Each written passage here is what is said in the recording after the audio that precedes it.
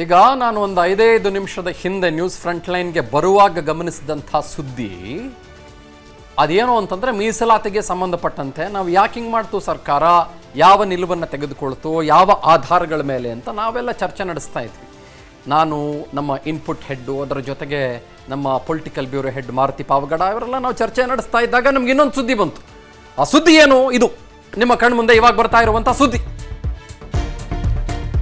ಖಾಸಗಿ ಕಂಪನಿಗಳಲ್ಲಿ ಕನ್ನಡಿಗರ ಉದ್ಯೋಗಕ್ಕೆ ಮೀಸಲಾತಿ ವಿಚಾರಕ್ಕೆ ಸಂಬಂಧಪಟ್ಟಂತೆ ಸರ್ಕಾರ ಯಾಕೋ ಉದ್ಯಮಿಗಳ ಒತ್ತಡಕ್ಕೆ ಮಣಿದು ಬಿಟ್ಟಿದೆ ಅನ್ನುವ ಹಂತಕ್ಕೆ ಕಾಣಿಸ್ತಾ ಇದೆ.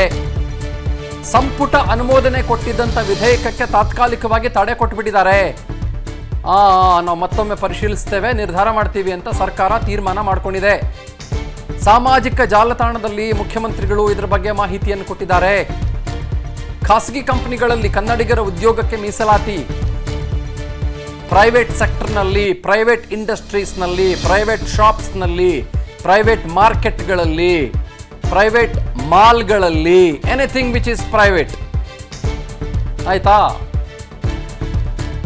ಆಯ್ತು, ಸರಿ ಸರಿ ಸರಿ ಸರಿ ಸರಿ ನಾವು ತೀರ್ಮಾನ ಮಾಡ್ತೀವಿ, ಯೋಚನೆ ಮಾಡ್ತೀವಿ, ಪರಾಮರ್ಶಿಸ್ತೀವಿ ಅಂದ್ಬಿಟ್ಟು ಕ್ಯಾಬಿನೆಟ್ನಲ್ಲಿ ಒಪ್ಪಿಗೆ ಸಿಕ್ಕಿದ್ದಂಥ ವಿಷಯ ಇದು. ಗೊತ್ತಾಯ್ತಾ? ನೋಡಿ, ಕನ್ನಡಿಗರಿಗೆ ಖಾಸಗಿ ವಲಯದ ಸಂಸ್ಥೆಗಳು, ಕೈಗಾರಿಕೆಗಳು ಹಾಗೂ ಉದ್ದಿಮೆಗಳಲ್ಲಿ ಮೀಸಲಾತಿ ಕಲ್ಪಿಸುವ ಸಂಬಂಧ ಸಂಪುಟ ಅನುಮೋದನೆ ನೀಡಲಾಗಿದ್ದ ವಿಧೇಯಕವನ್ನು ತಾತ್ಕಾಲಿಕವಾಗಿ ತಡೆ ಹಿಡಿಯಲಾಗಿದೆ. ಮುಂದಿನ ದಿನಗಳಲ್ಲಿ, ಗಮನಿಸಿ, ಟೈಮು 8:48. ಇವಾಗ ನಾನು 9:03 ಅಂದರೆ ಕೇವಲ 15 ನಿಮಿಷಗಳ ಹಿಂದೆ ಮುಖ್ಯಮಂತ್ರಿಗಳ ಟ್ವಿಟರ್ ಹ್ಯಾಂಡಲ್ನಿಂದ ಅಥವಾ ಎಕ್ಸ್ ಹ್ಯಾಂಡಲ್ನಿಂದ ಟ್ವೀಟ್ ಆಗಿರೋದು. ಮುಂದಿನ ದಿನಗಳಲ್ಲಿ ಈ ಬಗ್ಗೆ ಮತ್ತೊಮ್ಮೆ ಪರಾಮರ್ಶಿಸಿ ನಿರ್ಧಾರವನ್ನು ತೆಗೆದುಕೊಳ್ಳಲಾಗುವುದು ಅಥವಾ ನಿರ್ಧರಿಸಲಾಗುವುದು. 2880 ವ್ಯೂವ್ಸ್ ಬಂದಿದೆ ಇದಕ್ಕೆ. ಜುಲೈ 17, 2024. ಆ 24 2024 ಇದೆಯಲ್ಲ, ಆ 2024 ನಂದು, ಅಂದರೆ ಕೇವಲ 15 ನಿಮಿಷಗಳ ಹಿಂದೆ ಮಾನ್ಯ ಮುಖ್ಯಮಂತ್ರಿಗಳು ಇದನ್ನು ಟ್ವೀಟ್ ಮಾಡಿದ್ದಾರೆ. ತಾವು ಗಮನಿಸಬಹುದು, ಬಹಳ ಸ್ಪಷ್ಟವಾಗಿದೆ. ಇನ್ನು ರಾಜ್ಯದ ಉದ್ಯೋಗಾಕಾಂಕ್ಷಿಗಳಿಗೆ ಸಿಹಿ ಸುದ್ದಿ ನೀಡಿದ್ದ ರಾಜ್ಯ ಸರ್ಕಾರ ಉದ್ಯಮಿಗಳ ತೀವ್ರ ಒತ್ತಡಕ್ಕೆ ಮಣಿದು ಯೂ ಟರ್ನ್ ಹೊಡೆದಿದೆ. ರಾಜ್ಯದ ಎಲ್ಲ ಖಾಸಗಿ ಕೈಗಾರಿಕೆಗಳಲ್ಲಿ ಕನ್ನಡಿಗರಿಗೆ ಮೀಸಲಾತಿ ಕೊಡೋ ವಿಧೇಯಕವನ್ನ ಅಧಿವೇಶನದಲ್ಲಿ ಮಂಡನೆ ಮಾಡೋದಕ್ಕೆ ಸರ್ಕಾರ ಮುಂದಾಗಿತ್ತು. ಆಡಳಿತಾತ್ಮಕ ಹುದ್ದೆಗಳಲ್ಲಿ ಕನ್ನಡಿಗರಿಗೆ 50% ಮೀಸಲಾತಿ ಮತ್ತು ಆಡಳಿತಾತ್ಮಕವಲ್ಲದ ಹುದ್ದೆಗಳಲ್ಲಿ 75% ಮೀಸಲಾತಿ ನೀಡುವ ವಿಧೇಯಕಕ್ಕೆ ಸಚಿವ ಸಂಪುಟ ಸಭೆಯಲ್ಲಿ ಅನುಮೋದನೆ ನೀಡಲಾಗಿತ್ತು. ಈ ಬಗ್ಗೆ ಸಿಎಂ ಸಿದ್ದರಾಮಯ್ಯನವರು ತಮ್ಮ ಎಕ್ಸ್ ಖಾತೆಯಲ್ಲಿ ಮಾಹಿತಿಯನ್ನು ಕೊಟ್ಟಿದ್ರು. ಆದರೆ ಉದ್ಯಮಿಗಳ ತೀವ್ರ ಆಕ್ಷೇಪದ ಬಳಿಕ ವಿಧೇಯಕ ಮಂಡನೆಗೆ ತಡೆ ಒಡ್ಡಿದ್ದಾರೆ. ಕನ್ನಡಿಗರ ಸ್ವಾಭಿಮಾನವನ್ನ ಎತ್ತಿ ಹಿಡಿಬೇಕು ಅಂತೇಳಿ ಅಧಿಕಾರಕ್ಕೆ ಬಂದಿದೆ. ನಾವು ಖಾಸಗಿ ಬೋರ್ಡ್ ಅನ್ನ ಹಾಕುವಂತ ವಿಚಾರ ಇರ್ಬೋದು, ಹಾಗೆ ನಮ್ಮ ರಾಜ್ಯದಲ್ಲಿ ಎಲ್ಲೆಲ್ಲಿ ಉದ್ಯೋಗಗಳನ್ನ ಸೃಷ್ಟಿ ಆಗ್ತಾ ಇದೆ ಮುಂದಕ್ಕೆ ಅವೆಲ್ಲ ಕೂಡ ಕಡ್ಡಾಯವಾಗಿ ಇಷ್ಟು ಪರ್ಸೆಂಟೇಜ್ ಕನ್ನಡಿಗರು ಇರಬೇಕು ಅನ್ನೋದು ನಮ್ಮ ಆಸೆ. ನಾವು ಹೇಳ್ತದೆ ಮ್ಯಾನೇಜ್ಮೆಂಟ್ 50% ತೊಂದರೆ ಇದೆ. ಮ್ಯಾನೇಜ್ಮೆಂಟ್ ಎಷ್ಟಿದೆ ನಿಮ್ಗೆ ಜಾಬ್ಸ್? ಮ್ಯಾನೇಜ್ಮೆಂಟ್ ಅಲ್ಲಿ ಅಪ್ಪರ್ ವರ್ಟಿಕಲ್ ಹೋದಾಗ ಜಾಬ್ಸ್ ಕಮ್ಮಿ ಇದೆ. ನೀವು 100 ಜನದಾಗ 50 ಜನ ಲೋಕಲ್ ಎಟ್ನಿಕ್ ಕೊಡಿ, ಯಾಕೆ ಎಕ್ಸ್ಪೀರಿಯನ್ಸ್ ಇಲ್ಲ? ಆಯ್ತು, in case if there is no such merit you can take anybody else also. It's ಏನು ಅದಿಲ್ಲ ಅಂತಂದ್ರೆ ಏನು ಜಗತ್ ನಿಂದಿರದಿಲ್ಲ. ಸೊ ಸರ್ಕಾರಕ್ಕೂ ಮಾಹಿತಿ ಇರುತ್ತೆ. Sir, if I am not wrong, ಈ ಕಳೆದ ಬಾರಿ ಅಂದರೆ 2016 ಅಂತ ಅನ್ಸುತ್ತೆ, ಆಗಲೂ ಕೂಡ ಟ್ರೈ ಮಾಡಿದ್ರು ಕನ್ನಡಿಗರಿಗೆ ಮೀಸಲಾತಿ ಕೊಡಬೇಕು ಅಂತ ಹೇಳಿ. ಆಗಲೂ ಕೂಡ ಉದ್ಯಮಿಗಳು ತೀವ್ರ ಆಕ್ಷೇಪ ವ್ಯಕ್ತಪಡಿಸಿದ್ರು ಅಂತ ಹೇಳಿ ಅದನ್ನ ಹಿಂಪಡ್ಕೊಂಡ್ರು. ಈಗಲೂ ಅದೇ ಆಗ್ತಾ ಇದೆ. ಸೊ ಏನು ಸಾಧಕ ಬಾಧಕಗಳು ಏನಾಗ್ಬೋದು ಅಂತ ಹೇಳಿ ಮೀಸಲಾತಿ ತಂದುಬಿಟ್ರೆ ಯಾಕೆ ಈ ಥರ ಆಗಿ ವಾಪಸ್ ಪಡ್ಕೋತಾ ಇದ್ದಾರೆ, ಅನೌನ್ಸ್ ಮಾಡ್ತೀವಿ ಅಂದ್ಬಿಟ್ಟು ಅಂತ? 2016ಕ್ಕೆ ಹೋಗೋದು ಬೇಡ ಶರತ್, ನಾವು ಸ್ವಲ್ಪ ತೀರಾ ರೀಸೆಂಟ್, ತೀರಾ ಲೇಟೆಸ್ಟ್ಗೆ ಬರೋಣ. 2020ರಲ್ಲಿ ಬೆಳಗಾವಿಯ ಸೆಷನ್ನಲ್ಲಿ out going government, almost out going ಅನ್ನೋ ಥರದಲ್ಲಿದ್ದಂಥ, ಅಂದರೆ ಇನ್ನೇನು ಹಾಗೆ ಹೀಗೆ ಆಗ್ತಾ ಇದ್ದಂಥ BJP government, out going not completely, ಅಂದ್ರೆ ಸ್ವಲ್ಪ ತಳಮಳದಲ್ಲಿದ್ದಂಥ ಬಿಜೆಪಿ ಬೆಳಗಾವಿ ಸೆಷನ್ನಲ್ಲಿ ಕರ್ನಾಟಕ ಸಮಗ್ರ ಕಾಂಪ್ರಹೆನ್ಸಿವ್ ಲ್ಯಾಂಗ್ವೇಜ್ ಡೆವಲಪ್ಮೆಂಟ್ ಆಕ್ಟ್ 2020 ಸಮಗ್ರ ಭಾಷಾ ಅಭಿವೃದ್ಧಿ ಕಾಯ್ದೆ 2020 ಅಂತ ತಗೊಂಡು ಬಂದಿತ್ತಾಗ್ಲೇನೆ. ಗೊತ್ತಾಯ್ತಾ? ಅದು ಕೋರ್ಟ್ನ ಮೊರೆ ಕೂಡ ಹೋಗಿತ್ತು. ಅದಾದ ನಂತರದಲ್ಲಿ ಬೇರೆ ಬೇರೆ ನಿಲುವುಗಳು ಕೂಡ ಆಗಿತ್ತು. ಇದು ಅದರ ಎಕ್ಸಾಕ್ಟ್ ಕಾಪಿ ಅಷ್ಟೇ. ಓಕೆ, ಬೇರೆ ಇನ್ನೇನು ಇಲ್ಲ. ಅದರಲ್ಲಿ ಮೀಸಲಾತಿಯ ಪರ್ಸೆಂಟೇಜು ಮತ್ತೊಂದು ಮಗದೊಂದು. ಈಗ ಗುತ್ತಿಗೆ ನೌಕರರಿಗೆ IT ಸೆಕ್ಟರ್ನಲ್ಲಿ A ಮತ್ತು B ವೃಂದದ ಮ್ಯಾನೇಜ್ಮೆಂಟ್ನಲ್ಲಿ 50%, ಅಥವಾ ಇನ್ನಿತರ ಸೆಕ್ಟರ್ಗಳಲ್ಲಿ C ಮತ್ತು D ವೃಂದಗಳಲ್ಲಿ 75%, ಆ ಥರದ್ದೆಲ್ಲ ಇರಲಿಲ್ಲ. ಅದರಲ್ಲಿ ಸೆಕ್ಷನ್ಸ್ಗಳಿತ್ತು. ಸಬ್ಸೆಕ್ಷನ್ 6, 16, 17 ಕ್ಲಾಸಸ್ಸು, ಆ ಥರದ್ದೆಲ್ಲ ಇತ್ತು. ಅದರಲ್ಲಿ ಏನಿತ್ತು ಅಂತಂದ್ರೆ individual private shops, individual factories ಅಥವಾ ಇಂಡಿವಿಜುವಲ್ ಎಸ್ಟಾಬ್ಲಿಷ್ಮೆಂಟ್, ಪ್ರೈವೇಟ್ ಎಸ್ಟಾಬ್ಲಿಷ್ಮೆಂಟ್ಸ್, ಅದರಲ್ಲಿ ನೀವು ಅವಕಾಶ ಮಾಡಿಕೊಡಲಿಲ್ಲ ಅಂತಂದರೆ 5,000 ರೂಪಾಯಿ ದಂಡ, ಅಥವಾ ಇನ್ನು ಕೆಲವು ಸಂದರ್ಭಗಳಲ್ಲಿ 10,000 ರೂಪಾಯಿ ದಂಡ, ಆ ಥರದ್ದೆಲ್ಲ ಇತ್ತು. ಸೊ ಅದರ ಮುಂದುವರೆದ ಭಾಗವಾಗಿ ನಾನ್ ಮ್ಯಾನೇಜ್ಮೆಂಟ್ ಉದ್ಯೋಗಗಳು, ಮ್ಯಾನೇಜ್ಮೆಂಟ್ ಅಂಡ್ ನಾನ್ ಮ್ಯಾನೇಜ್ಮೆಂಟ್, ಈಗ ಮ್ಯಾನೇಜಿಯರಿಯಲ್ ಲೆವೆಲ್ಸ್ ಬೇರೆ ಆಗುತ್ತೆ.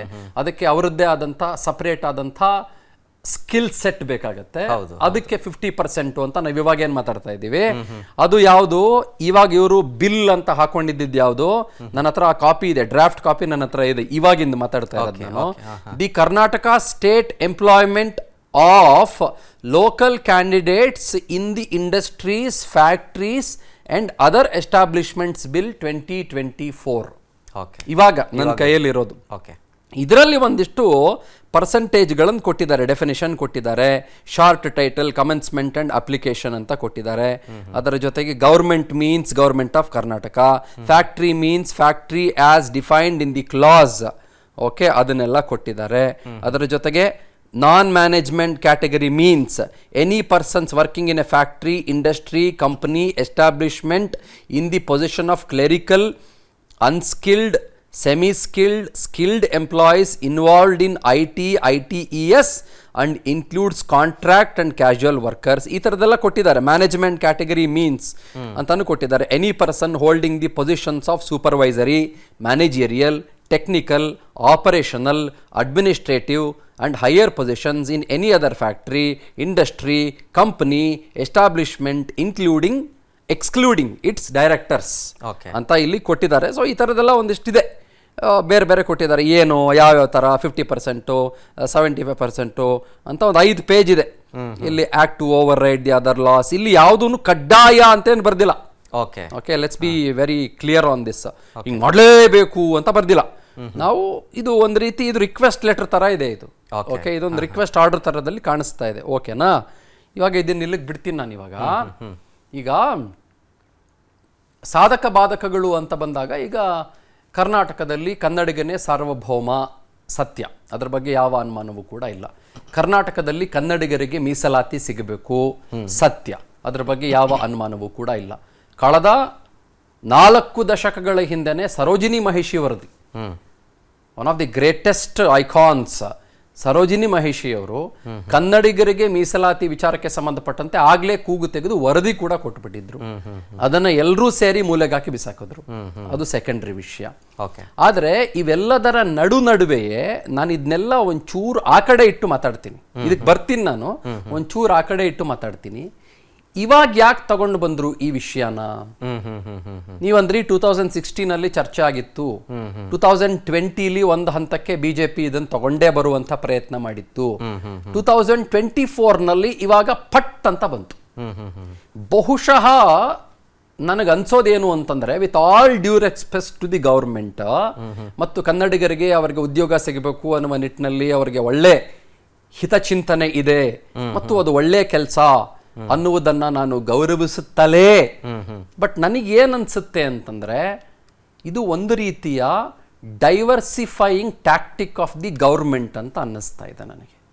ಯಾಕಂದ್ರೆ ಕಳೆದ 1 ತಿಂಗಳ ಅವಧಿಯಲ್ಲಿ ಕರ್ನಾಟಕದ ಘನ ಸರ್ಕಾರದ, ಕಾಂಗ್ರೆಸ್ ಸರ್ಕಾರದ ಇಮೇಜ್ ಇದೆಯಲ್ಲ, ಅದು ನಿಮಗೆ ಸಂಪೂರ್ಣವಾಗಿ ಡೆಂಟ್ ಆಗೋಗಿದೆ, ಡ್ಯಾಮೇಜ್ ಆಗೋಗಿದೆ. ಕಳೆದ 15 ದಿನಗಳಿಂದ ಈಚೆಗಂತೂ ಆ ಡ್ಯಾಮೇಜು ಇರ್ರಿಪೇರಬಲ್ ಎಕ್ಸ್ಟೆಂಟ್ಗೆ ಹೊರಟೋಗಿದೆ. ಓಕೆ. ನಿಮಗೆ ಮೂಡಾ ಸ್ಕ್ಯಾಮಿಂದ ಹಿಡಿದು ವಾಲ್ಮೀಕಿ ಸ್ಕ್ಯಾಮಿಂದ ಹಿಡಿದು ಈಗ ತಾನೇ ಎನ್ಫೋರ್ಸ್ಮೆಂಟ್ ಡೈರೆಕ್ಟರೇಟ್ 89 ಕೋಟಿ ಯಾವ್ಯಾವುದಕ್ಕೆಲ್ಲ ಬಳಸಿದ್ದಾರೆ ಎನ್ನುವ ಡೀಟೇಲ್ಸ್ನ ಹೊರಗಡೆ ಬಿಡ್ತು. ಹೌದು. ಅದ್ರ ಬಗ್ಗೆ ಮುಂದೆ ಮಾತಾಡ್ತೀವಿ ಬಹುಶಃ ನಾವು ಅಂತ ಅನ್ಕೊಳ್ತೀವಿ. ಮದ್ಯ ಮಾರಾಟ ಮಾಡ್ಕೊಂಡಿದ್ದಾರೆ, ಅದನ್ನ ಲ್ಯಾಂಬರ್ಗಿನಿ ಕಾರ್ ತಗೊಂಡಿದ್ದಾರೆ, ಮಜಾ ಮಾಡ್ಕೊಂಡಿದ್ದಾರೆ, ಆ ತರದ್ದೆಲ್ಲ ಬಂದಿದೆ ಅದ್ರ. ಆಯ್ತಾ, ಡಿಟೈಲ್ಡ್. ಆಮೇಲೆ ಗೋಲ್ಡ್ ಪರ್ಚೇಸ್ ಮಾಡಿದ್ದಾರೆ, ಆ ತರದೆಲ್ಲ ಬಂದಿದೆ ಅದರಲ್ಲಿ. ಇದರ ಜೊತೆಗೆ ಸಿಕ್ಕಾಪಟ್ಟೆ ಮಳೆ ಆಗ್ತಾ ಇದೆ ರಾಜ್ಯದಲ್ಲಿ. ನಾವು ನೀವು ತೋರಿಸ್ತಾ ಇದೀವಿ ಮಳೆ ಮಳೆ ಮಳೆ ಮಳೆ ಮಳೆ ಮಳೆ ಮಳೆ ಮಳೆ ಅಂತ ತೋರಿಸ್ತಾ ಇದೀವಿ. ಮೊನ್ನೆ ಆಲ್ ಪಾರ್ಟಿ ಮೀಟಿಂಗ್ ಕರೆದ್ಬಿಟ್ರು. ತಮಿಳ್ನಾಡಿನವರು ಇಷ್ಟು TMC ನೀರು ಕೇಳಿದ್ದಾರೆ ಅಂತ. ನಮಗೆ ಅಲ್ಲಿ ಎಷ್ಟು ನೀರಿದೆ ಅಂತಂದ್ರೆ, ಈಗ ಎಷ್ಟು ಮಳೆ ಆಗಬಹುದಾದಂತ ಸಂಭಾವ್ಯತೆ ಇದೆ ಅಂತಂದ್ರೆ, ಆಲ್ ಪಾರ್ಟಿ ಮೀಟಿಂಗ್ ಅದಕ್ಕೆ ಕರೆಯುವ ಅವಶ್ಯಕತೆ ಇತ್ತ ಅಂತಾನೆ ನನಗೊಂದು ಪ್ರಶ್ನೆ ಇದೆ. ಕರೆದ್ಬಿಟ್ರು ಆಲ್ ಪಾರ್ಟಿ ಮೀಟಿಂಗ್ ಅಂತ. ಯಾಕೆ ಅಂತಂದ್ರೆ ಬಹುಶಃ ಈ ಮೂಡಾ ಸ್ಕ್ಯಾಮ್ ನಲ್ಲಿ ಆಲ್ ಪಾರ್ಟಿ ಸ್ಕ್ಯಾಮ್ ಇರಬೇಕು ಅಂತ ಅನ್ಸುತ್ತೆ, ಮೂಡಾದಲ್ಲೂ ಕೂಡ. ಅದಕ್ಕೋಸ್ಕರನೇ ಆಲ್ ಪಾರ್ಟಿ ಮೀಟಿಂಗು ಕರೆದ್ಬಿಟ್ರು ಮೊನ್ನೆ. ಹಾಗಾಗಿ ಇದರ ಜೊತೆಗೆ ನೆನ್ನೆ ಚರ್ಚೆ ಇಲ್ಲ. ಈ ಯಾವುದು ನಾವು ಇವಾಗ ಮಾತಾಡ್ತಾ ಇದೀವಲ್ಲ, ಈ ಮೀಸಲಾತಿ ಬಗ್ಗೆ ನಾವು ಚರ್ಚೆ ನಡೆಸ್ತಾ ಇದೀವಲ್ಲ, ಮಾತಾಡ್ತಾ ಇದೀವಲ್ಲ, ನೆನ್ನೆ ಚರ್ಚೆ ಇಲ್ಲ ಇದ್ರ ಬಗ್ಗೆ. ಹೌದು. ಮೊನ್ನೆ ಚರ್ಚೆ ಆಗಿಲ್ಲ ಇದ್ರ ಬಗ್ಗೆ. ಹೌದು. ಒಂದು ವಾರದ ಹಿಂದೆ ಚರ್ಚೆ ಆಗಿಲ್ಲ ಇದ್ರ ಬಗ್ಗೆ. ಎಲ್ಲೂ ಚರ್ಚೆ ಆಗಿಲ್ಲ ಇದ್ರ ಬಗ್ಗೆ. ಇವತ್ತು ಸಡನ್ ಆಗಿ ತೆಗೆದುಕೊಂಡು ಬಂದಿರೋದರ ಹಿಂದಿನ ಕಾರಣಗಳು ಏನು? ಹಾಗಂತ ಕನ್ನಡದ ವಿರೋಧಿ ಕೃತ್ಯಗಳನ್ನ ಮಾಡ್ಕೊಂಡಿರೋವ್ರಿಗೆ ಅಥವಾ ಕನ್ನಡಿಗರಿಗೆ ಔದ್ಯೋಗಿಕವಾಗಿ ಅವಕಾಶ ಕೊಡದೇ ಇರೋವ್ರಿಗೆ ನಾವು ಮಣೆ ಹಾಕಬೇಕಾ ಅನ್ನೋ, ನಾನು ಹಾಗೆ ಹೇಳ್ತಾ ಇಲ್ಲ ನಾನು. ಆದರೆ ಕಾನ್ಸ್ಟಿಟ್ಯೂಷನಲಿ ಸ್ಪೀಕಿಂಗ್ ಇದಕ್ಕೆ ಲೀಗಲ್ ಬೌಂಡ್ ಎಷ್ಟರ ಮಟ್ಟಿಗಿದೆ? ಫಾರ್ ಎಕ್ಸಾಂಪಲ್, ನಾವು ಹರಿಯಾಣ ಮತ್ತು ಪಂಜಾಬ್ಗೆ ಹೋಗೋಣ. ಹರಿಯಾಣದಲ್ಲಿ ಇದೇ ತರದ್ದು ತಗೊಂಡು ಬಂದಿದ್ರು. ಹರಿಯಾಣದ ಗೌರ್ಮೆಂಟು ಮತ್ತು ಪಂಜಾಬ್ನ ಗೌರ್ಮೆಂಟು ಇದೇ ತರದ್ದು ಅಲ್ಲಿರುವ ಲೋಕಲೈಟ್ಸ್ಗೆ ಪ್ರೈವೇಟ್ ಸೆಕ್ಟರ್ಗಳಲ್ಲಿ ಇಷ್ಟಿಷ್ಟು ಅವಕಾಶ ಮಾಡಿಕೊಡ್ಬೇಕು ಅಂತ ಯಾರೋ ಒಬ್ರು ಕೋರ್ಟ್ಗೆ ಹೋಗ್ತಾರೆ. ಕೋರ್ಟ್ಗೆ ಹೋದಾಗ ಕೋರ್ಟ್ ಅದನ್ನ ಸ್ಕ್ರಾಪ್ ಮಾಡಿ ಕೋರ್ಟ್ ಹೇಳುತ್ತೆ ಇದು ಅನ್ಕಾನ್ಸ್ಟಿಟ್ಯೂಷನಲ್, ಇದು ಸಂವಿಧಾನಬದ್ಧವಲ್ಲ. ಯಾಕಂದ್ರೆ ಸಂವಿಧಾನಬದ್ಧವಾಗಿ ನಾವು ನಮ್ಮ ಆರ್ಟಿಕಲ್ಗಳನ್ನು ಗಮನಿಸಿಕೊಂಡು ಬಂದಾಗ ಪ್ರತಿಯೊಬ್ಬರಿಗೂ ಕೂಡ ಬದುಕುವ, ಕೆಲಸ ಮಾಡುವ, ಎಲ್ಲಿ ಬೇಕಾದರೂ ಇಡೀ ಭಾರತದ ಒಳಗೆ ತಿರುಗಾಡುವ, ಕೆಲಸ ದಕ್ಕಿಸಿಕೊಳ್ಳುವ ಹಕ್ಕು ಅವಕಾಶಗಳಿದೆ. ಕೋರ್ಟ್ ಹೇಳಿದ್ದನ್ನು ಹೇಳ್ತಾ ಇರೋದು. ಸೊ ನೀವು ಪ್ರೈವೇಟ್ ಸೆಕ್ಟರ್ಗಳಿಗೂ ಕೂಡ ಗೌರ್ಮೆಂಟ್ ತಲೆ ಹಾಕ್ಬಿಟ್ಟು ಮ್ಯಾನೇಜ್ಮೆಂಟ್ ಲೆವೆಲ್, ನಾನ್ ಮ್ಯಾನೇಜರಿಯಲ್ ಲೆವೆಲ್ ಅನ್ನುವ ಹಂತಕ್ಕೆ ನೀವು ಮೀಸಲಾತಿಗಳನ್ನ ಕಡ್ಡಾಯಗೊಳಿಸುವ ಹಾಗಿಲ್ಲ ಅಂದ್ಬಿಟ್ಟು ಹರಿಯಾಣ ಗೌರ್ಮೆಂಟ್ ಏನ್ ಮಾಡ್ತು, ಅದನ್ನ ಸ್ಕ್ರಾಪ್ ಮಾಡಿಬಿಡ್ತು. ಸೊ ನನಗೊಂದು ಪ್ರಶ್ನೆ, ಈ ರಾಜ್ಯ ಸರ್ಕಾರದ ಉದ್ದೇಶದ ಬಗ್ಗೆ ನನಗೆ ಯಾವುದೇ ರೀತಿಯಲ್ಲೂ ಕೂಡ ಒಂದು ಹಂತಕ್ಕೆ ನನಗೆ ಅಪಸ್ವರ ಇಲ್ಲ ಅಂತಾನೆ ಅನ್ಕೊಂಡ್ಬಿಡಿ. ಓಕೆ, ಇಲ್ಲ, ಕನ್ನಡಿಗರಿಗೆ ಕೆಲಸ ಸಿಗುತ್ತೆ ಅಂತಂದ್ರೆ ನಮ್ಗಿಂತ ಖುಷಿ ಪಡೋರು ಬೇರೆ ಇನ್ಯಾರಿದ್ದಾರೆ? ನಿಜ ನಿಜ ನಿಜ ಅಲ್ವಾ? ಆದರೆ ಇದು ಡೈವರ್ಸಿಫೈಯಿಂಗ್ ಟ್ಯಾಕ್ಟಿಕ್ಸಾ? ಮತ್ತೆ ಯಾಕೆ ತಡೆ ಹಿಡಿದ್ರು ಇವಾಗ ಮತ್ತೆ ಇಮಿಡಿಯೇಟ್ಲಿ? ಯಾರು ಒತ್ತಡ ಜಾಸ್ತಿ ಆಯ್ತು? ಇವ್ರು ಏನ್ ಹೇಳ್ತಾರೆ ಅಂತಂದ್ರೆ, ಈ ಪ್ರೈವೇಟ್ ಆರ್ಗನೈಸೇಷನ್ಸ್ಗಳು, ಶಾಪ್ ಆಗಿರ್ಬೋದು, ಫ್ಯಾಕ್ಟ್ರೀಸ್ ಆಗಿರ್ಬೋದು, ಬೇರೆ ಬೇರೆಯವರು ಅಥವಾ ದೊಡ್ಡ ದೊಡ್ಡ IT ಸೆಕ್ಟರ್ಗಳು, ಇಂಡಸ್ಟ್ರೀಸ್ ಏನಾಗಿರ್ಬೋದು ಅಂತಂದ್ರೆ, ನಾವು ಕನ್ನಡದವರೇ ಬೇಕು, ನೀವು 50% ಮ್ಯಾನೇಜ್ಮೆಂಟ್ ಲೆವೆಲ್ ಅಲ್ಲಿ, ನಾನ್ ಮ್ಯಾನೇಜರಿಯಲ್ ಲೆವೆಲ್ ಅಲ್ಲಿ 75% ಅಂತಂತಂದ್ರೆ ನಾವು ಇನ್ನಿತರರಿಗೆ ಕೆಲಸ ಕೊಡೋದ್ರಿಂದ ನಾವು ಅವಕಾಶ ವಂಚಿತರಾಗ್ತೇವೆ. 42% ಮೈಗ್ರೆಂಟ್ಸ್ ಬೆಂಗಳೂರಿನಲ್ಲೇ ಇದ್ದಾರೆ. ಅವ್ರೇನ್ ಹೇಳೋದು ಅಂತಂದ್ರೆ 42% ನಷ್ಟು ಮೈಗ್ರೆಂಟ್ಸ್ ಅಂದ್ರೆ ಇನ್ನಿತರ ರಾಜ್ಯಗಳಿಂದ ಬಂದಿರೋರು ಬೆಂಗಳೂರಿನಲ್ಲೇ ಇದ್ದಾರೆ. ಅಲ್ಲಿ ಅನೇಕ ಜನ ಸ್ಕಿಲ್ಡ್ ಲೇಬರರ್ಸ್ ಇದ್ದಾರೆ. ಕೆಲವರಿಗೆ ಸ್ಕಿಲ್ ಸೆಟ್ ಬೇಕಾಗತ್ತೆ. ಈಗ ಯಾವುದೋ ಒಂದು ಸಾಫ್ಟ್ವೇರ್ ಕಂಪ್ನಿ, ಅಲ್ಲೊಂದು ಸ್ಕಿಲ್ ಸೆಟ್ ಬೇಕಾಗತ್ತೆ, ಅಂತವ್ರಿಗೆ ನಾವು ಕೆಲಸ ಕೊಡಬೇಕಾಗತ್ತೆ. ನೀವ್ ಯಾಕೆ ನಮ್ಮ ಪ್ರೈವೇಟ್ ಕೈ ಹಾಕ್ತೀರಿ? ಇಲ್ಲಿ ಎರಡೂ ರೀತಿಯ ಧೋರಣೆಗಳಿದಾವೆ. ನಿಜ ನಿಜ. ಏನು ಅಂತಂದ್ರೆ, ನಮ್ಮ ನೆಲದ ಮಣ್ಣಿನಲ್ಲಿ ಅವರು ಪ್ರೈವೇಟ್ ಎಸ್ಟಾಬ್ಲಿಷ್ಮೆಂಟ್ ಗಳನ್ನ ಕೋಟ್ಯಾಂತರ ರೂಪಾಯಿ ದುಡ್ಡು ಮಾಡೋದಕ್ಕೆ ಬಳಸ್ತಾ ಇದ್ದಾರೆ. ಕಾರ್ಖಾನೆಗಳನ್ನ, ಕೈಗಾರಿಕೆಗಳನ್ನ ಬಳಸ್ತಾ ಇದ್ದಾರೆ, ಸಂಸ್ಥೆಗಳನ್ನ ಅವರು ಬಳಸ್ತಾ ಇದ್ದಾರೆ ಮತ್ತು ಅವರು ತುಂಬಾನೇ ದುಡ್ಡು ಮಾಡ್ಕೊಳ್ತಾ ಇದ್ದಾರೆ. ಆಯ್ತಾ? ಅದರ ಜೊತೆಗೆ ಅವ್ರು ಇನ್ನೊಂದು ಏನು ಕೇಳ್ತಾರೆ ಗೌರ್ಮೆಂಟ್ಗೆ, ನಾವಿಲ್ಲಿ ಎಸ್ಟಾಬ್ಲಿಷ್ ಆಗಿರೋದ್ರಿಂದ ನಾವು ರಾಜ್ಯದ GDPಗೂ ಕೂಡ, ರಾಜ್ಯದ ಪ್ರಗತಿಗೂ ಕೂಡ ನಮ್ಮಿಂದ ಕೊಡುಗೆ ಇದೆ, ನೀವ್ಯಾಕೆ ನಮ್ಮ ಮೇಲೆ ಎಸ್ಟಾಬ್ಲಿಷ್ಮೆಂಟ್ ವಿಚಾರಕ್ಕೆ ಸಂಬಂಧಪಟ್ಟಂತೆ ಹೊರೆ ಹಾಕ್ತೀರಿ? ಯಾರನ್ನ ಆಯ್ಕೆ ಮಾಡ್ಕೊಳ್ಬೇಕೋ ಅದು ನಮಗ್ ಬಿಟ್ಟಿದ್ದು ಅಂತ ಹೇಳ್ತಾರೆ. ಹಾಗಾಗಿ it's all in a dilemma at the moment. ಗೊತ್ತಿಲ್ಲ ಇದು ಎಲ್ಲಿವರೆಗೂ ಹೋಗಿ ನಿಂತ್ಕೊಳ್ಳತ್ತೆ, ಗೊತ್ತಿಲ್ಲ. ಇದು ಕಡ್ಡಾಯ ಮಾಡಬಹುದಾ? ಪ್ರಾಬಬಲಿ ಮಾಡ್ಲಿಕ್ಕಿಲ್ಲ. ಯಾರಾದ್ರೂ ಕೋರ್ಟ್ಗೆ ಹೋದ್ರೆ ಕೋರ್ಟ್ ಇದ್ರ ಬಗ್ಗೆ ನಿಲುವು ತೆಗೆದುಕೊಳ್ಬಹುದಾ? Probably yes, probably no. ಯಾಕಂದ್ರೆ we live in a federal system. ಈಗ ನಾನು ಭಾವನಾತ್ಮಕವಾಗಿ ಮಾತಾಡ್ಬಿಡ್ಬೋದು. ನಾನು ಭಾವನಾತ್ಮಕವಾದಂತ ಮನುಷ್ಯ, ಕನ್ನಡವನ್ನು ಅತಿ ಹೆಚ್ಚು ಪ್ರೀತಿಸುವಂತ ಮನುಷ್ಯ, ಮತ್ತು ನಾವೆಲ್ಲ ಕನ್ನಡದವ್ರಿಗೆ 50% ಮ್ಯಾನೇಜರಿಯಲ್ ಪೊಸಿಷನ್ ಸಿಗುತ್ತೆ ಅಂತಂದ್ರೆ ಗ್ರೇಟ್. ಹೌದು. 75% ನಾನ್ ಮ್ಯಾನೇಜರಿಯಲ್ ಲೆವೆಲ್ ಸಿಗುತ್ತೆ ಅಂತಂದ್ರೆ ಪರಮಾದ್ಭುತ. ಅದಕ್ಕಿಂತ ಅದ್ಭುತ ಬೇರೆ ಇನ್ನೊಂದಿಲ್ಲ. ಬಟ್ ನಾನು ಭಾವನೆಗಳನ್ನ ಒಂದೇ ಕ್ಷಣ ಆ ಕಡೆ ಇಟ್ಟು ಲಾಜಿಕಲ್ ಸ್ಟ್ಯಾಟಿಸ್ಟಿಕಲ್ ಲೆವೆಲಲ್ಲಿ ಮಾತಾಡ್ತಾ ಹೋದರೆ, ಅಂಕಿಅಂಶಗಳ ಲೆಕ್ಕಾಚಾರದಲ್ಲಿ ಮಾತಾಡ್ತಾ ಹೋದರೆ, ಅಥವಾ ಪ್ರಾಕ್ಟಿಕಲ್ ಲೆವೆಲಲ್ಲಿ ಮಾತಾಡ್ತಾ ಹೋದರೆ, ಇದು ನಾಳೆ ಯಾರಾದ್ರೂ ನ್ಯಾಯಾಲಯದ ಕದ ತಟ್ಟಿದಾಗ ನಿಲ್ಲುತ್ತಾ? Because we live in a federal system, we live in a democratic setup, ಒಕ್ಕೂಟ ವ್ಯವಸ್ಥೆ, anybody can work anywhere. So ಆ ಥರದ್ದು ಒಂದಿಷ್ಟು ಇಲ್ಲಿ ಗೊಂದಲಗಳಿಗೆ ಸರ್ಕಾರ ಈಡಾಗಬೇಕಾಗಬಹುದು. ಆಮೇಲೆ ನಾಳೆ ಏನಾಗ್ಬೋದು, ನಾಳೆ ಯಾರೋ ಒಂದು ದೊಡ್ಡ ಕಂಪ್ನಿ ಬರಲ್ಲ, ಹೋಗ್ರಿ ನೀವು ಹಿಂಗೆಲ್ಲ ಕ್ಯಾಪಿಂಗ್ ಹಾಕಿದ್ರಿ, ಬರಲ್ಲ, ನಾವು ಯಾಕೆ ಬರ್ಬೇಕು ನಾವು, ಆ ರೀತಿಯ ಒಂದು ಧರ್ಮ ಸಂಕಟಕ್ಕೆ ಸರ್ಕಾರ ಸಿಕ್ಕಾಕೊಂಡ್ಬಿಡಬಹುದು. ಗೊತ್ತಾಯ್ತಾ? ನಿಮ್ಗೆ ಇನ್ನೊಂದು ವಿಷಯ ಹೇಳ, ನಿಮಗೆ ಗ್ಲೋಬಲ್ ಇನ್ವೆಸ್ಟರ್ಸ್ ಮೀಟ್ ಅಂತ ಮಾಡ್ತಾರೆ. ಈ ಜಿಮ್ ಅಂತ ಮಾಡ್ತಾರೆ. ಈ ಜಿಮ್ ಅಂತ ಮಾಡ್ಬಿಟ್ಟು ಸಿಕ್ಕಾಪಟ್ಟೆ ಖರ್ಚು ಮಾಡ್ತಾರೆ. ಅದಕ್ಕೆ ಏನಿಲ್ಲ ಅಂತಂದ್ರೂ ಕೂಡ ನಿಮ್ಗೊಂದು 100 ಕೋಟಿ 150 200 ಕೋಟಿ ರೂಪಾಯಿಗಳು ಖರ್ಚು ಮಾಡ್ತಾರೆ. ಅಲ್ಲಿ ಖರ್ಚು ಮಾಡಿದ ನಂತರದಲ್ಲಿ ಗ್ಲೋಬಲ್ ಇನ್ವೆಸ್ಟರ್ಸ್ ಮೀಟ್ ಅಲ್ಲಿ ಏನ್ ಹೇಳ್ತಾರೆ ಅಂತಂದ್ರೆ, ಎಲ್ಲ ಕಂಪ್ನಿಗಳು ಕೂಡ ಅಲ್ಲಿ ಬರ್ತವೆ, ದೊಡ್ಡ ದೊಡ್ಡ ಬೇರೆ ಬೇರೆ ವಿದೇಶಗಳ ಕಂಪ್ನಿಗಳೆಲ್ಲ ಬರ್ತವೆ, ಸಿಕ್ಕಾಪಟ್ಟೆ ಫ್ಲೈಟ್ ಚಾರ್ಜಸ್ ಹಾಕೊಂಡು ಎಲ್ಲ ಕಡೆಯಿಂದ ಬರ್ತಾರೆ. ಇವ್ರು ಏನು ಹೇಳ್ತಾರೆ ಅಂತಂದ್ರೆ 1,00,000 ಕೋಟಿ ಬಂಡವಾಳ ಬಂದ್ಬಿಡ್ತು ಅಂತ ಹೇಳ್ತಾರೆ. ನೀವು ಅದಾದ ನಂತರದಲ್ಲಿ ತೆಗೆದು ನೋಡಿ, ನೀವು 1 ವರ್ಷ ಆದ್ಮೇಲೆ ತೆಗೆದು ನೋಡಿ, 1,00,000 ಕೋಟಿ ಬಂಡವಾಳ ಅಲ್ಲ, ಅಲ್ಲಿ 300 ಕೋಟಿ ಬಂಡವಾಳನೂ ಬಂದಿರಲ್ಲ.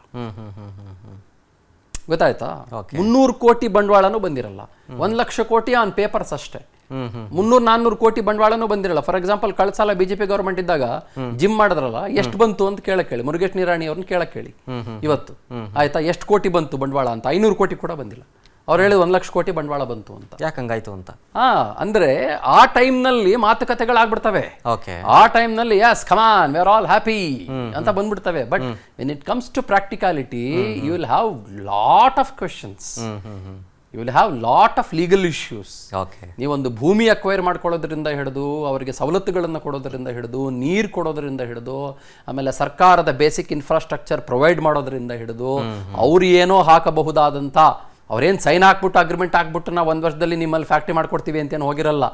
ಒಂದು ಸಣ್ಣದೊಂದು ಮೆಮೊರಾಂಡಮ್ ಹಾಕ್ಬಿಟ್ಟು ಹೋಗಿರ್ತಾರೆ, ಎಸ್ ನಾವು ಕೊಡ್ತೀವಿ ಅಂತ ಹೇಳಿ ಹೋಗಿರ್ತಾರೆ ಅಷ್ಟೇ. It's A friendly meet. ಆಯ್ತು ರೀ, ಥ್ಯಾಂಕ್ಸ್ ರೀ ಶರತ್, ಓಕೆ ವೆರಿ ಗುಡ್, ನಾಳೆ ನಿಮ್ಗೆ 10 ಲಕ್ಷ ಕೊಡ್ತೀನಿ ರೀ ಅಂದ್ಬಿಟ್ಟು ಹೇಳ್ಬಿಟ್ಟು ಹೋಗಿರ್ತೀನಿ ಅಷ್ಟೇ. ನಾವು ಖುಷಿ ಪಡ್ತಾ ನೀವು ಖುಷಿ ಪಡ್ತಾ ಇರ್ತೀರಿ ಅಷ್ಟೇ. ಅದು ಗ್ಲೋಬಲ್ ಇನ್ವೆಸ್ಟರ್ಸ್ ಮೀಟ್ ಆಗೋದು. ಹಾಗಾಗಿ ಆ ಥರದ ಬೈಗಳು ಕೂಡ ಇರುತ್ತೆ ಇವ್ರಿಗೆ. ನಾವೇನಾದ್ರೂ ಹಾರ್ಡ್ ಅಂಡ್ ಫಾಸ್ಟ್ ರೂಲ್ ತಂದ್ಬಿಟ್ರೆ, ಏನಪ್ಪ ಮಾಡೋದು, ನಮ್ಗೆ ಫ್ಯಾಕ್ಟ್ರಿಗಳು ಬರಲಿಲ್ಲ ಅಂದ್ರೆ ಏನಪ್ಪ ಮಾಡೋದು, ನಮ್ಗೆ ಇನ್ನೊಂದು ಸಮಸ್ಯೆ ಆಗ್ಬಿಟ್ರೆ ಏನಪ್ಪ ಮಾಡೋದು, ಈ ಥರದ್ದೆಲ್ಲ ಇರುತ್ತೆ. But at the same point in time ನಮ್ಮೆಲ್ಲರ ಮನಸ್ಸಿನಲ್ಲೂ ಹೃದಯಗಳಲ್ಲೂ ಕೂಡ ಒಂದು ಮಾತು ಇದ್ದೇ ಇದೆ. ಅದು ಭಾವನೆಯ ಮಾತು. ಅದೇನು ಅಂತಂದ್ರೆ, ಬೇರೆಯವರೆಲ್ಲ ಜಾಸ್ತಿ ಆಗ್ಬಿಟ್ರು, ಫ್ಲೋಟಿಂಗ್ ಪಾಪ್ಯುಲೇಷನ್ ತುಂಬಾ ಜಾಸ್ತಿ ಆಗ್ಬಿಡ್ತು, ಏನಿದು ನಮ್ಮ ಉದ್ಯೋಗಗಳನ್ನ ಕಸಿದುಕೊಳ್ತಾ ಇದ್ದಾರೆ, ಏನಾದ್ರೂ ಮಾಡೋಕ್ಕಾಗಲ್ವಾ, ಅದು ನಿಜ, ಅದು ನಿಜ. At the same point in time ನಮ್ಮ ಕನ್ನಡಿಗರು ಕೂಡ ಬೇರೆ ಬೇರೆ ಊರುಗಳಿಗೆ ಹೋಗಿ ಕೆಲಸ ಮಾಡ್ತಾರೆ. ಈಗ ಇಲ್ಲಿ ನೀವೇನಾದ್ರೂ ತರ್ತೀರಿ, ಒಂದು ವಿಧೇಯಕ ಪಾಸ್ ಮಾಡ್ಕೊಂಡ್ಬಿಡ್ತೀರಿ ಅನ್ಕೊಳ್ಳಿ, 80%, 75%. ಅಲ್ಲಿ ಇನ್ನೊಂದು ಯಾವುದೋ ರಾಜ್ಯಕ್ಕೆ ನಮ್ಮ ಕನ್ನಡದವನೊಬ್ಬ ಕೆಲಸ ಮಾಡಕ್ ಹೋಗ್ತಾನೆ ಅನ್ಕೊಳ್ಳಿ, ಅವನ್ಗೆಲ್ಲ ಹೊಡೆತ ಬಿದ್ದ್ಬಿಡ್ಬೋದು. ಯಾಕಂದ್ರೆ ಅಲ್ಲಿನ ರಾಜ್ಯ ಆ ಥರದ್ದೇನಾದ್ರೂ ಅಂತ ತಗೊಂಡ್ ಬಂದ್ರೆ, ಇಲ್ಲಿ 75% ಅಂದಂಗೆ, ಇಲ್ಲಿ 50% ಲೋಕಲ್ ಏಡ್ಸ್ಗೆ ಅಂದಂಗೆ, ನಾಳೆ ಮಹಾರಾಷ್ಟ್ರದಲ್ಲಿ ಇದಿಷ್ಟೋ %, ಇನ್ನೊಂದಿಷ್ಟೋ % ಅಂತ ತಗೊಂಡ್ ಬಂದ್ರೆ, ಅಲ್ಲಿದೆ ಒಂದಿಷ್ಟು ಈಗಾಗಲೇ ಇದೆ ಅಲ್ಲಿ, ಅಥವಾ ಬೇರೆ ಇನ್ನೊಂದು ಯಾವುದೋ ರಾಜ್ಯದಲ್ಲಿ ಬೇರೆ ಏನೋ ತಗೊಂಡ್ ಬಂದ್ರೆ, ಇಲ್ಲಿಂದ ಹೋಗಬಹುದಾದಂತ ಕನ್ನಡಿಗ ಅಲ್ಲಿಗೆ ಲೋಕಲೇಟ್ ಆಗೋದಿಲ್ಲ. Do you understand? ನಿಜ. ಗೊತ್ತಾಯ್ತಾ? ಸೊ ಇದು ವೈಸೇ ವರ್ಸ ಅಂತ ಕರೀತಾರೆ ಇಂಗ್ಲಿಷ್ ನಲ್ಲಿ. ಸಮಸ್ಯೆ ಆಗುತ್ತೆ. ವೈಸೇ ವರ್ಸ ಅಂತ ಕರೀತಾರೆ. ಹಂಗಾಗ್ಬಿಟ್ರೆ ಹೆಂಗಪ್ಪ, ಅಲ್ಲಿ ಸಮಸ್ಯೆ ಆಗ್ಬಿಟ್ರೆ ಹೆಂಗಪ್ಪ, ಈ ತರದ ಒಂದಿಷ್ಟು ಪ್ರಶ್ನೆಗಳು ಮೂಡ್ತವೆ. ಇದು ಭಾವನೆಗಳು ನಿಜ, ಕನ್ನಡಿಗ ಸಾರ್ವಭೌಮ ನಿಜ. But at the same point in time practical ಆಸ್ಪೆಕ್ಟ್ಸ್ಗಳ ಬಗ್ಗೆ ನಾವು ಸ್ಪಷ್ಟವಾಗಿ ಆಲೋಚನೆ ಮಾಡಬೇಕಾಗತ್ತೆ, ಮಾಡಲೇಬೇಕಾಗತ್ತೆ. ಅದ್ರ ಬಗ್ಗೆ ಯಾವ ಅನುಮಾನಗಳೂ ಇಲ್ಲ. ಆಯ್ತಾ? ಕೆಲವರು ಬಹಳ ಜನ ಕೊಬ್ಬು ತೋರಿಸ್ಕೊಂಡು ತಿರುಗ್ತಾರೆ. ಬಹಳ ಜನ ಬೇರೆ ಬೇರೆ ರಾಜ್ಯಗಳಿಂದ ಬಂದಿರೋರು ಸಿಕ್ಕಾಪಟ್ಟೆ ಕೊಬ್ಬು ಸೊಕ್ಕು ತೋರಿಸ್ಕೊಂಡು ತಿರುಗ್ತಾರೆ. ನಾವೆಲ್ಲ ಬಂದ ಮೇಲೆ IT ಬೂಮ್ ಆಗ್ಬಿಡ್ತು ಬೆಂಗಳೂರು ಅಂತ. ಯಾಂತದ್ದು ಇಲ್ಲ. ಅವ್ರಿಗೆಲ್ಲ ಸ್ಪಷ್ಟವಾಗಿ ಹೇಳ್ಬಿಡ್ತೀನಿ ಕೇಳಿ, ಇನ್ಫೋಸಿಸ್ ನಮ್ಮ ನೆಲದ್ದು, ಆಯ್ತಾ, ಎಷ್ಟೋ ದೊಡ್ಡ ದೊಡ್ಡ ಕಂಪ್ನಿಗಳು ನಮ್ಮ ಮನೇಲದ್ದು, ನಮ್ಮ ಕನ್ನಡಿಗರು ಕಟ್ಟಿದ್ದು. ಹೌದು. ಗೊತ್ತಾಯ್ತಾ? ಯಾರೋ ಬಂದ್ಬಿಟ್ಟು ನಮ್ಮನ್ನೇನು ಉದ್ಧಾರ ಮಾಡಲಿಲ್ಲ, ಯಾರೋ ಎಲ್ಲಿಂದಾನೋ ಬೇರೆ ರಾಜ್ಯದಿಂದ ಬಂದ್ಬಿಟ್ಟು ನಮ್ಮನ್ನೇನು ಉದ್ಧಾರ ಮಾಡಲಿಲ್ಲ. ಹಾಗಂತ ನನಗೇನು ಬೇರೆ ರಾಜ್ಯದವ್ರ ಬಗ್ಗೆ ದ್ವೇಷ ಅಂತ ನಾನೇನು ಮಾತಾಡ್ತಾ ಇಲ್ಲ. ಬಟ್ ನಾನು ಹೇಳ್ತಾ ಇರೋದೇನು ಅಂತಂದರೆ, ಈ ಫೆಡ್ರಲ್ ಸಿಸ್ಟಮ್ನಲ್ಲಿ ಯಾವತ್ತಿಗೂ ಒಂದು ಕೊಡು ತೆಗೆದುಕೊಳ್ಳುವಿಕೆ ಅನ್ನೋದು ಇದ್ದೇ ಇರುತ್ತೆ. ನಿಜ. ಹಾಗಾಗಿ let see how it goes. ಆಮೇಲೆ ಇಲ್ಲಿ ಬರ್ತಾ ಇದೆ ನೋಡಿ, ಈಗ ಕನ್ನಡ ಓದಕ್ಕೆ ಬರಬೇಕು, ಬರೆಯಕ್ಕೆ ಬರಬೇಕು, ಮಾತಾಡಕ್ಕೆ ಬರಬೇಕು, ನೋಡಲ್ ಏಜೆನ್ಸಿ ನಡೆಸುವಂಥ ಪರೀಕ್ಷೆಯಲ್ಲಿ ಪಾಸ್ ಆಗಿರಬೇಕು. ಇದು ಗೌರ್ಮೆಂಟ್ ಸೆಕ್ಟರ್ನಲ್ಲಿ ಇದೆ. ಫಾರ್ ಎಕ್ಸಾಂಪಲ್ IAS IPSಗೆ ಇದು ಕಡ್ಡಾಯ. ಕನ್ನಡ ಬರಬೇಕು, ಹಾಗೆ ಬರಬೇಕು, ಹೀಗೆ ಬರಬೇಕು ಅಂತ. ಅದರ ಜೊತೆಗೆ ಈ ಕಡ್ಡಾಯಗೊಳಿಸುವುದನ್ನು ಈ ಪ್ರೈವೇಟ್ ಕಂಪ್ನಿಗಳು ವಿರೋಧ ಮಾಡ್ತವೆ. ಆಮೇಲೆ ಇದು ಹೊಸದಲ್ಲ, ಇದು ಹಳೆಯದ್ದೇ. ಹೌದು. ಅದಕ್ಕೊಂದು ಹೆಸರು, ಬಣ್ಣ ಚೇಂಜ್ ಮಾಡಿದ್ದಾರೆ ಅಷ್ಟೇ. ಮೋಹನ್ ದಾಸ್ ಪೈ ಅವರು ಮಾತಾಡಿದ್ದಾರೆ ಇದ್ರ ಬಗ್ಗೆ ಅಂತ ಮಾಹಿತಿ ಬಂದಿದೆ. ಅವ್ರು ಏನು ಮಾತಾಡಿದ್ದಾರೆ ಕೇಳಿಸ್ಕೊಂಡು ಬರೋಣ. Draft bill is draconian, illegal, unconstitutional, undemocratic and fascist because of the conditions the draft bill. Now they say we got a reserve job in private sector based upon whether you're local or otherwise, which is illegal against Article 19. When Haryana tried to do it, the High Court struck it down as unconstitutional. So I don't know why they're doing it. This draft bill is draconian, illegal, unconstitutional, undemocratic and fascist. ಅದೇ ನಾನು actually ಮಾತನಾಡ್ದಂಗೆ ಮಾತಾಡಿದ್ದಾರೆ, ನಾನು ಕೇಳಿಸ್ಕೊಂಡಿರಲಿಲ್ಲ. ಇದು ಹರಿಯಾಣ ಬಗ್ಗೆ ಉಲ್ಲೇಖ ಮಾಡಿದ್ದಾರೆ. ಡ್ರಕೋನಿಯನ್ ಅಂತ ಕರೀತಾರೆ. ಇದು ಒಂದು ರೀತಿ ಡೆವಿಲಿಶ್, ಇದು ಹಾಗೆಲ್ಲ ಮಾಡಬಾರ್ದು, ಹಾಗೆ ಹೀಗೆ ಅನ್ನೋ ಥರದಲ್ಲಿ. ನನಗೆ ಡ್ರಕೋನಿಯನ್ ಅಂತ ನನಗೆ ಖಂಡಿತ ಅನಿಸಲ್ಲ. ನಮ್ಮ ಸಾರ್ವಭೌಮತ್ವವನ್ನು ಉಳಿಸ್ಕೊಳ್ಳುವಂಥ ಪ್ರಯತ್ನ ಅಂತ ನನಗನ್ನಿಸುತ್ತೆ, ನಿಜ. ಆಯಿತಾ? ಆದರೆ ಈ ಉದ್ದೇಶ ನನಗೆ ಗೊತ್ತಾಗ್ತಾ ಇಲ್ಲ ಈ ಗೌರ್ಮೆಂಟ್. ಯಾಕಂದರೆ the government is in lot of fumbles. ಈ ಮೊಮೆಂಟಲ್ಲಿ ತುಂಬ ಫಂಬಲ್ಸ್ ಇದೆ. ನಿಮಗೆ 2013-2018 ನಡುವೆ ಇದ್ದಂಥ ಸಿದ್ದರಾಮಯ್ಯನವರ ಗೌರ್ಮೆಂಟ್ಗೂ ಮತ್ತು ಈಗಿನ 2023 to 2024 1 year 2 months 3 months ಇರೋ ಗೌರ್ಮೆಂಟ್ಗೂ ನಿಮಗೆ ಹ್ಯೂಮಂಗಸ್ ಡಿಫ್ರೆನ್ಸ್ ಇದೆ, ಅಜಗಜ ಅಂತರ ಇದೆ. ಹೌದು ಹೌದು, ಗೊತ್ತಾಯ್ತಾ? ಅಜಗಜ ಅಂತರ ಇದೆ, ಅಜಕ್ಕೂ ಮತ್ತು ಗಜಕ್ಕೂ ಇರುವ ಅಂತರ ಇದೆ. ಆ ಕಾರಣಕ್ಕೋಸ್ಕರ ನನಗೆ ಪಟಾರ್ ಅಂತ ತಂದುಬಿಟ್ಟಿದ್ದಿದೆಯಲ್ಲ ಒಂದು, ಕಮಾನ್ ಟೇಕ್ ಇಟ್ ಅಂತ ಒಂದು ಕ್ಯಾಬಿನೆಟ್ನಲ್ಲಿ ಮಂಡಿಸಿದ್ದಿದೆಯಲ್ಲ, ಆಮೇಲೆ ಮತ್ತೆ ಅದನ್ನು ತಡೆ ಹಿಡಿದಿದೆಯಲ್ಲ, ನನಗೇನೋ ಒಂದು ಸ್ವಲ್ಪ ಐ ಆಮ್ ಕನ್ಫ್ಯೂಸ್ಡ್. ನೋಡೋಣ, ಲೆಟ್ಸ್ ಸಿ. ಅನುಕ್ಷಣದ ಸುದ್ದಿಗಳಿಗಾಗಿ ವಿಸ್ತಾರ ನ್ಯೂಸ್ ಯೂಟ್ಯೂಬ್ ಚಾನೆಲ್ ಸಬ್ಸ್ಕ್ರೈಬ್ ಮಾಡಿ. ಹೊಸ ಸುದ್ದಿಗಳ ನೋಟಿಫಿಕೇಶನ್ಗಾಗಿ ಬೆಲ್ ಐಕಾನ್ ಕ್ಲಿಕ್ ಮಾಡಿ. ಲೇಟೆಸ್ಟ್ ಅಪ್ಡೇಟ್ಸ್ಗಾಗಿ www.vistaranews.com ವೆಬ್ಸೈಟ್ಗೆ ವಿಸಿಟ್ ಮಾಡಿ. ಅಂಗೈಯಲ್ಲೇ ಜಗತ್ತಿನ ಸುದ್ದಿ ತಿಳಿಯಲು ವಿಸ್ತಾರ ನ್ಯೂಸ್ ಕನ್ನಡ ಆಪ್ ಡೌನ್ಲೋಡ್ ಮಾಡಿ.